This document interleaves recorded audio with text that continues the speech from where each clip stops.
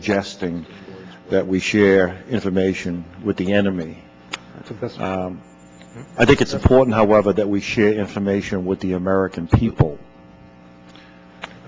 Let me applaud you for this book. I think you've made an excellent contribution to public discourse.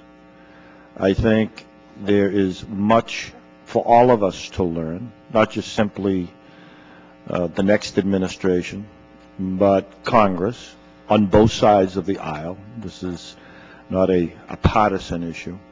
Right. What struck me the most in reading portions of your book was your statement that the Bush administration lacked real accountability in large part because Bush himself did not embrace openness or sunshine in government. I concur with that. This committee and my own committee have had constant problems dealing with this administration. Currently, there is a very significant international agreement that's being discussed between Iraq and the United States that has significant implications for the American people and for the region. And despite their own rules in the Department of State, the so-called Circular 175 proceedings, there has been zero, well, maybe 1 on a scale of 100, consultation with Congress. It was embarrassing to meet with the foreign minister of Iraq, who gave us a better briefing in terms of what was under discussion than this administration. And today, in one of the local papers here, The Hill, the headline is Cheney Gets Last Laugh. Records stay secret. Veep managed to stonewall Waxman. Stonewall Cheney. You know, it can be funny, it can be humorous, but these decisions are absolutely too important.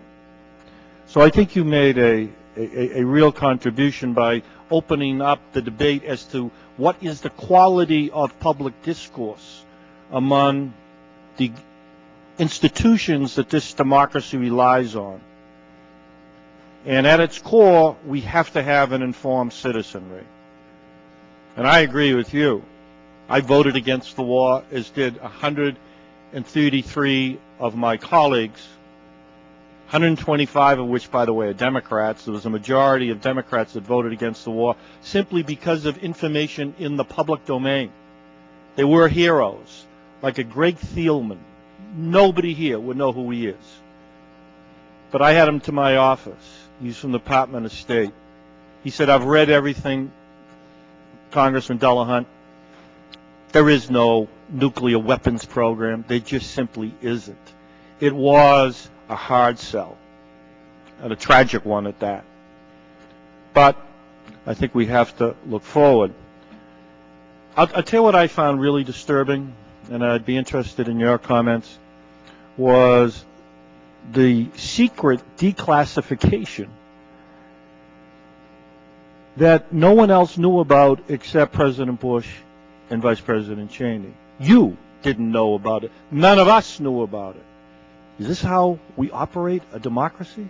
All right, it's one of the problems with this White House, how compartmentalized it is. That's a prime example of how problematic it is. The Chief of Staff didn't know, the National Security Advisor didn't know, the Director of Central Intelligence didn't know. We were going through a formal declassification process shortly after that, unaware that it... This is not a democracy.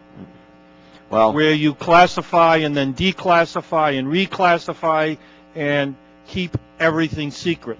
This is not openness in government, and I applaud you for this book. Thank you.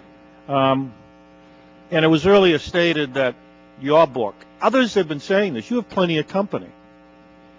I can remember reading the memoir of Paul O'Neill, The Price of Loyalty.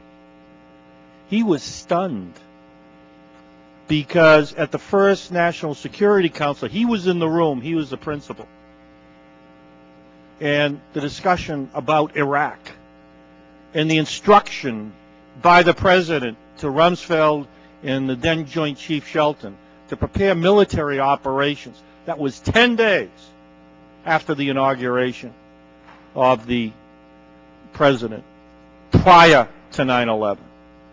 There was a proclivity, and we heard weapons of mass destruction and Muhammad Atta, and the dog wagging the tail about his overarching vision for the Middle East, and we all share that vision.